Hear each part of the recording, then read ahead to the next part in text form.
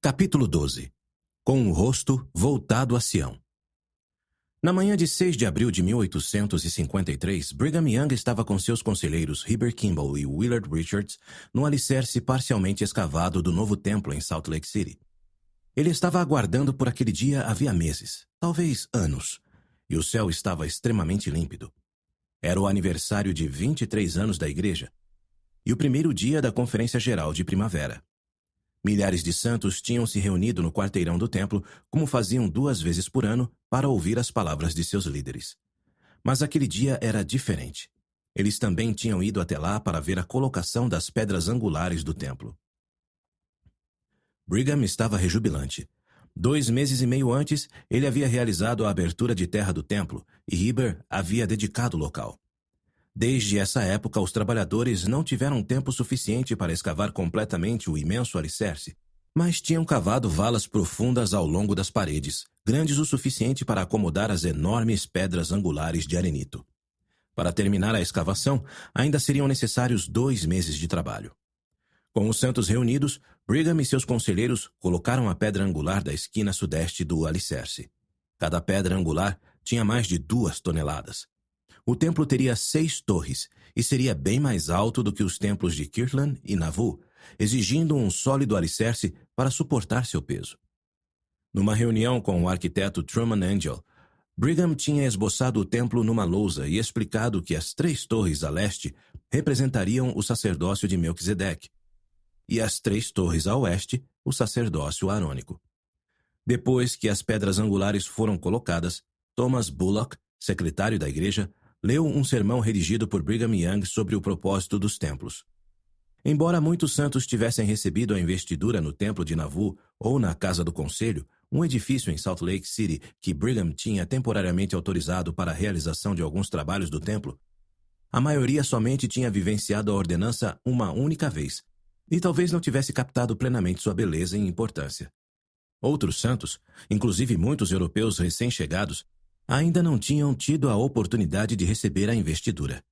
Para ajudá-los a entender a ordenança sagrada e sua importância, Brigham fez uma descrição.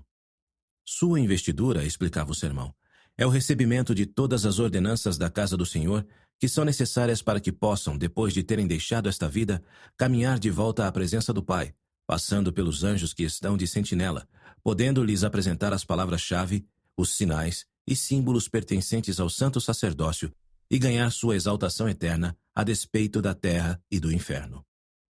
Mesmo antes de chegar ao vale, Brigham já vinha planejando construir outro templo assim que a igreja encontrasse um novo lugar de reunião. E assim que chegou ao vale, ele viu o templo numa visão. Há 5 anos, no mês de julho, vi aqui a pedra angular do templo, a menos de 3 metros de onde a colocamos, testificou ele aos santos reunidos na conferência. Toda vez que olho para aquele lugar, vejo novamente o templo como na visão que tive. À medida que os santos se dedicassem ao projeto e pagassem seu dízimo, prometeu Brigham, o templo se ergueria em beleza e grandiosidade, superando tudo o que eles já tinham visto ou imaginado. Pouco depois da cerimônia de colocação da pedra angular, Anna Eliza Sechrist recebeu 4 cartas de seu marido Jacob em um único dia. Cada carta contava um estágio diferente de sua jornada ao campo missionário. Na mais recente, datada de 28 de janeiro de 1853, ele dizia ter finalmente chegado a Hamburgo, uma cidade da Confederação Alemã. 8 meses após a partida de Jacob, Anna Eliza estava mais tranquila em relação à ausência dele.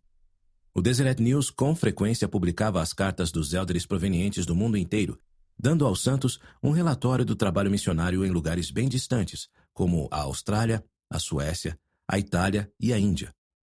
Às vezes, aqueles relatórios descreviam a feroz oposição contra os missionários. De fato, 2 dias antes da chegada das cartas de Jacob, Anna Eliza tinha lido no Deseret News sobre os esforços do governo para expulsar um missionário de Hamburgo. Em vez de temer por Jacob, Anna Eliza lhe escreveu uma carta encorajadora. Não adianta tentarem parar esta obra, testificou ela, porque ela prosseguirá a despeito de todos os demônios da terra e do inferno, e nada poderá deter seu progresso. Sempre que Anna Eliza escrevia para o marido, ela falava sobre a saúde dos filhos. Naquele inverno, eles tinham contraído escarlatina, mas todos se recuperaram da doença na primavera. Depois, pegaram catapora, que os afligiu por um mês. Durante esse período, os filhos sempre falavam sobre o pai, especialmente durante as refeições, quando era servido algo que eles sabiam que ele teria gostado de comer.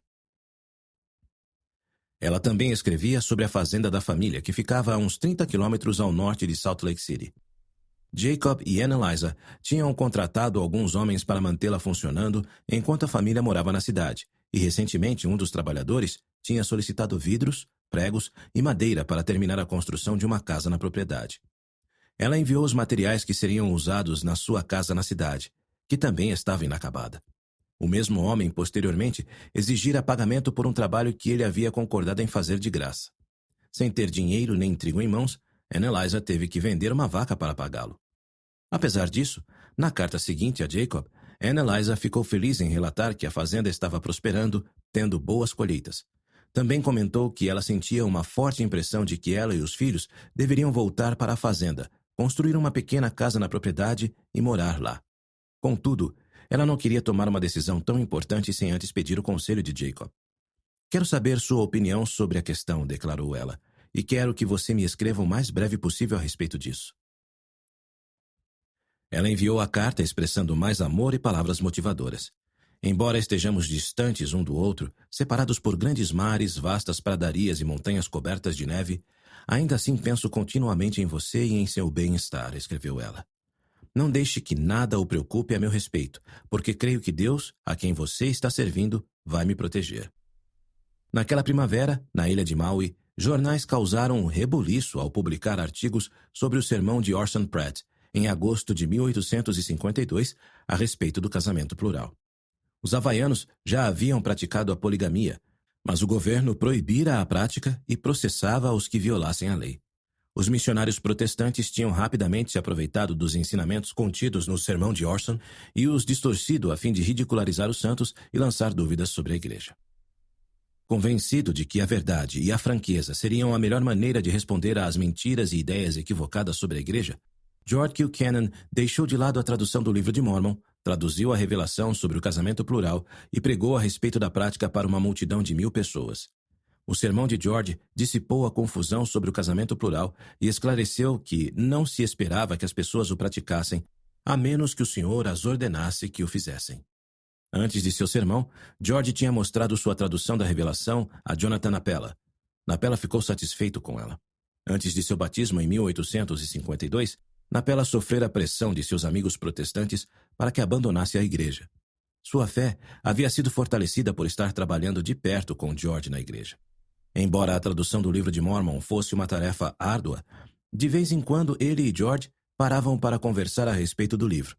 Napela podia sentir mudanças acontecendo em sua vida. Era como uma passagem contida no livro de Alma. Uma semente fora plantada e ela estava crescendo. Sentia que o evangelho restaurado de Jesus Cristo era certo e bom, e desejava compartilhá-lo com outras pessoas. Napela começou a acompanhar os missionários em suas visitas, e ele pregava o evangelho com poder e eloquência. Certo dia, ele até escreveu para Brigham Young a fim de contar a história de sua conversão. "É muito claro para nós que esta é a Igreja de Deus", testificou Napela, "e tenho forte desejo de ir até onde você está quando o momento certo chegar." Quando os novos missionários chegaram às ilhas, a dificuldade que tinham com o idioma era quase cômica. Napela se ofereceu para lhes dar aulas do idioma, o que prontamente aceitaram. Forneceu-lhes bíblias e dicionários em havaiano, um lugar para estudar e algo para comer. Todas as manhãs e noites, os elders recitavam passagens da Bíblia em havaiano e Napela fazia exercícios com eles nos fundamentos básicos do idioma. No final de cada dia, seus alunos estavam exaustos. "Sempre fui muito trabalhador", disse um missionário, "mas este é o trabalho mais árduo que já fiz." Após uns poucos dias de instrução com Napela, os elders conseguiam pronunciar algumas palavras, embora nada compreendessem do que liam. Em um mês, os elders estavam levando seus livros para lugares isolados nos bosques para praticar o idioma, traduzindo capítulos da Bíblia do inglês para o havaiano simples. Quando Napela concluiu suas instruções, os elders se espalharam pelas ilhas, mais bem preparados para cumprir sua missão. Pouco depois, Napela foi ordenado elder, tornando-se um dos primeiros havaianos a portar o sacerdócio de Melquisedeque. O evangelho criou raízes nele e, em parte, graças a seus próprios esforços, estava começando a criar raízes no Havaí. William Walker teve seu primeiro vislumbre da cidade do Cabo, África do Sul, em 18 de abril de 1853. A cidade ficava no extremo sudoeste de uma baía, junto ao sopé de um elevado planalto. Outro pico, quase tão alto quanto o primeiro, erguia-se no lado oeste da cidade. De onde estava, no convés de um navio a quase 2 quilômetros da costa, o pico parecia um imenso leão deitado sobre a barriga. 8 meses antes, William e seus companheiros, Jesse Haven e Leonard Smith, estavam entre os 108 homens chamados para o serviço missionário na Conferência Especial de agosto de 1852. William estava nas montanhas a sudeste de Salt Lake City, cortando lenha para construir uma serraria quando seu chamado foi anunciado. Ele foi até a cidade alguns dias depois para contratar alguns homens para ajudá-lo na serraria e, no caminho, ficou sabendo de sua nova designação. Sendo um veterano do batalhão Mormon que estava profundamente comprometido com a causa de Sião, William começou imediatamente a se preparar para a missão. Aos 32 anos de idade, estava deixando 2 esposas, 2 filhos pequenos e um sobrado de adobe na cidade. Vendeu sua parte na serraria, comprou provisões suficientes para sustentar a família por 1 ano e partiu de Salt Lake City 15 dias mais tarde. Depois que o navio ancorou na cidade do Cabo, William e seus companheiros desembarcaram e se viram num mundo totalmente diferente de Utah. A cidade do Cabo era um antigo assentamento holandês que tinha passado para o domínio britânico. Colonos brancos e africânderes, os descendentes dos antigos colonos holandeses, compunham uma parte dos 30 mil habitantes da cidade, ao passo que quase metade de sua população era mestiça ou negra, incluindo muitos muçulmanos e ex-escravos. Na noite de 25 de abril, os missionários realizaram sua primeira reunião na prefeitura. Jesse abriu seu Novo Testamento e pregou a partir do livro de Gálatas para uma congregação bem receptiva. Leonard pregou em seguida um sermão a respeito de Joseph Smith, do livro de Mormon e de Revelação. Algumas pessoas da congregação começaram a fazer barulho e a atrapalhar os missionários. Teve início um tumulto, e a reunião terminou de modo caótico. Quando os missionários retornaram ao local no dia seguinte para realizar outra reunião, as portas estavam trancadas. Os missionários jejuaram e oraram para que o Senhor abrandasse o coração das pessoas, a fim de que recebessem a verdade e lhes mostrassem alguma hospitalidade. Na maioria das noites, os élderes iam dormir com fome. Nossos amigos parecem ser bem poucos, escreveu William em seu diário. O diabo está determinado a nos matar de fome. Outro fator que complicava seu trabalho era o racial. 1 ano antes, a Assembleia Legislativa de Utah havia debatido a questão da escravidão de negros em Utah. Nem Brigham Young, nem os legisladores queriam que a escravidão fosse difundida na região, mas muitos santos do sul dos Estados Unidos já tinham trazido escravos para o território. Brigham acreditava que todas as pessoas eram seres humanos e se opunha à escravidão, como a existente no sul dos Estados Unidos, onde os homens e as mulheres escravas eram considerados propriedade e careciam de direitos básicos. Porém, como a maioria das pessoas do norte dos Estados Unidos, ele considerava os negros aptos para a servidão. Durante os debates, Brigham declarou pela primeira vez que os homens descendentes de africanos não mais poderiam ser ordenados ao sacerdócio. Antes dessa época, alguns homens negros tinham sido ordenados e, posteriormente, não houve restrição para outras raças ou etnias. Ao explicar a restrição, Brigham repetiu uma noção muito difundida, porém equivocada, de que Deus havia amaldiçoado os negros descendentes de africanos. Contudo, ele também declarou que, em algum dia futuro, os santos negros teriam todos os privilégios e muito mais do que os desfrutados por outros membros da igreja. O apóstolo Orson Pratt, que servia na Assembleia Legislativa, opôs-se à liberação da escravidão no território e advertiu os legisladores para que não a infligissem sobre um povo sem a autoridade de Deus. Tomaremos então os inocentes africanos que não cometeram pecado algum, perguntou ele, e os condenaremos à escravidão e ao cativeiro sem receber nenhuma autoridade do céu para assim o fazer? Além disso, Orson Spencer, antigo presidente de missão que havia servido na Assembleia Legislativa, questionava como a restrição afetaria o trabalho missionário. De que modo o evangelho poderá ser levado à África? Perguntou ele. Não poderemos lhes dar o sacerdócio. Como eles o obterão? Porém, tais dúvidas sobre a restrição ao sacerdócio permaneceram sem solução e a Assembleia Legislativa acabou votando para que fosse criado um sistema de servidão negra no território. Se o discurso de Brigham influenciou diretamente as ações de William e seus companheiros missionários na África do Sul, seus escritos não fazem nenhuma menção disso. O discurso não proibia os homens e as mulheres de raça negra de se filiarem à igreja. Mas, embora as outras igrejas procurassem fazer conversos entre a população negra, William, Jesse e Leonard concentraram seus maiores esforços nos habitantes brancos da cidade. Certo dia, após um mês de pregação mal-sucedida, William se afastou vários quilômetros da cidade à procura de novos lugares para pregar. Chovia muito e, em pouco tempo, ele ficou com as calças e os sapatos encharcados. Depois de certo tempo, ele parou em uma hospedaria e se apresentou como o missionário santo dos últimos dias. O estalajadeiro o encarou sem demonstrar emoção. "Não me importa que diabo você seja", disse o estalajadeiro, "desde que pague sua estadia." "Viajamos e pregamos o evangelho sem bolsa nem alforge", começou a explicar William, mas o estalajadeiro prontamente o pôs para fora. William se arrastou penosamente para dentro da noite chuvosa, com os pés doloridos e machucados. Logo o vento ficou mais forte, e ele implorava abrigo em toda a casa pela qual passava. Quando chegou à cidade de Mowbray, a mais de 6 quilômetros da cidade do Cabo, já tinha sido rejeitado 16 vezes. Em Mowbray, ele bateu na porta de uma casa e 2 homens apareceram. William perguntou ao mais jovem se ele tinha um quarto vago. O rapaz queria ajudá-lo, mas não tinha um lugar para acolhê-lo durante a noite. Desapontado, William se despediu e voltou a andar na chuva. Contudo, pouco depois, o homem mais velho o alcançou e ofereceu a William um lugar para dormir em sua casa. Enquanto caminhavam, ele se apresentou, dizendo ser Nicholas Paul, sócio do outro homem que atendera à porta, Charles Rawlinson. Eram empreiteiros de obras da Inglaterra e tinham se mudado para a África do Sul para encontrar trabalho. William e Nicholas chegaram à casa de Nicholas pouco depois das 9 horas.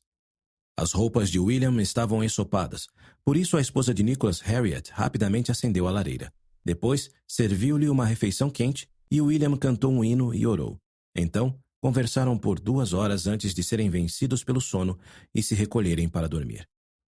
Poucos dias após o encontro com Nicholas e Harriet Paul, William se preparou para pregar a alguns prisioneiros numa cadeia que ficava próxima da casa da família Paul. Nicholas foi ouvir o sermão com Charles Rawlinson, e os 2 homens ficaram impressionados com a mensagem de William. Harriet disse ao missionário que ele era bem-vindo para pousar na casa deles sempre que precisasse. Pouco depois, a família Paul ofereceu a casa deles para a realização de uma reunião da igreja. Nicholas empregava entre 40 e 50 pessoas em Mowbray e tinha boa reputação. Mas quando algumas pessoas da cidade ficaram sabendo da reunião, ameaçaram quebrar as janelas e portas de sua casa e pôr fim ao encontro. Nicholas disse que todos eram bem-vindos para participar, mas ameaçou atirar em qualquer pessoa que tentasse insultar William ou qualquer outra pessoa que estivesse na casa. Quando chegou o dia da reunião, William pregou sem interrupção para uma casa lotada. Com a ajuda de Nicholas, a igreja começou a crescer na cidade do Cabo. Certa noite, pouco tempo depois da primeira reunião na casa da família Paul, William disse a Nicholas que não postergasse o batismo se estivesse convencido da verdade. Nicholas disse que estava pronto para ser batizado, mas como estava muito escuro e chovia, ele achava que William preferiria não sair de casa numa noite daquelas. "Sim, sairei", respondeu William.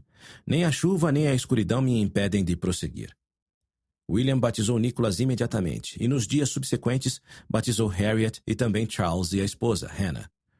Enquanto isso, Jess Haven redigiu vários folhetos sobre a doutrina da igreja e o princípio do casamento plural, e os missionários os distribuíram pela cidade. Nos primeiros dias de setembro, os missionários santos dos últimos dias tinham batizado mais de 40 pessoas e organizado 2 ramos a sudeste da cidade do Cabo. Entre os membros novos estavam 2 mulheres negras, Sarah Harris e Rachel Hannibal, e uma mulher africana chamada Johanna Proves. Com 2 ramos organizados, os missionários reuniram os santos da África do Sul em 13 de setembro e designaram 5 homens e 3 mulheres para servir missão na área da cidade do Cabo ou distribuir folhetos na vizinhança deles.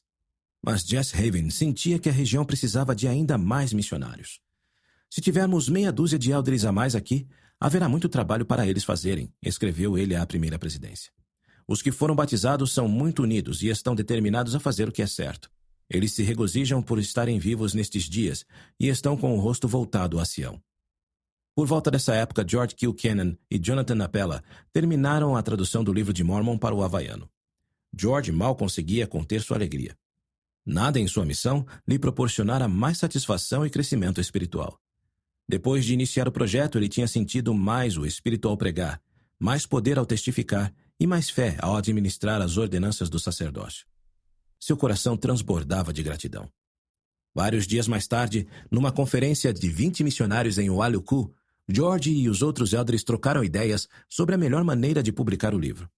George tinha trabalhado como aprendiz de tipógrafo no escritório do Times and Seasons em Nauvoo, por isso tinha uma noção do que seria necessário para realizar o projeto. Podiam contratar um tipógrafo nas ilhas ou podiam comprar uma prensa tipográfica e materiais e publicar o livro eles mesmos. Da minha parte, disse George, não considero minha missão plenamente concluída até que eu veja o livro de Mormon na gráfica. Os missionários concordaram e decidiram imprimir o livro por conta própria. Designaram George e 2 outros a viajarem pelas ilhas para levantar fundos para a publicação, coletando doações dos santos e vendendo antecipadamente exemplares do livro. Em seguida, trocaram ideias sobre a reunião dos santos. Mais de 3.000 havaianos tinham se filiado à igreja nos 3 anos desde que os missionários haviam chegado às ilhas, mas sua pobreza e as rígidas leis de emigração do Havaí os proibiam de deixar permanentemente o reino. Ao ficar sabendo do problema, Brigham Young aconselhou os santos a encontrarem uma ilha adequada, ou parte de uma ilha, onde pudessem se reunir em paz até que o caminho se abrisse para que eles fossem para Utah. Francis Hammond, um dos missionários designados a encontrar o local temporário de reunião, recomendou a bacia Palawai, em Lanai, uma ilha que ficava pouco a oeste de Maui. Nunca vi um lugar melhor para a colonização dos santos nestas ilhas do que aquele, comentou ele quando viu a região pela primeira vez. Seu único defeito, acreditava ele, era a escassez de chuvas durante parte do ano. Mas, se os santos construíssem reservatórios como fizeram em Salt Lake City, teriam água em abundância durante a estação de estiagem. No dia seguinte, os santos havaianos votaram em apoio à decisão de publicar o livro de Mormon e de encontrar um lugar de reunião nas ilhas. 2 semanas depois, George, Napela e vários missionários viajaram até Lanai para explorar a bacia Palawai. Partiram depois do desjejum, em 20 de outubro, e escalaram a íngreme e rochosa encosta de uma montanha até um pequeno platô de onde eles podiam ter uma vista da bacia. A bacia tinha mais de 3 quilômetros de largura, era de um formato muito belo e estava isolada da vista do mar. Era um pedaço de terra esplêndido que parecia estar muito bem adaptado para um lugar de reunião, escreveu George em seu diário. Fez-me lembrar de Deseret.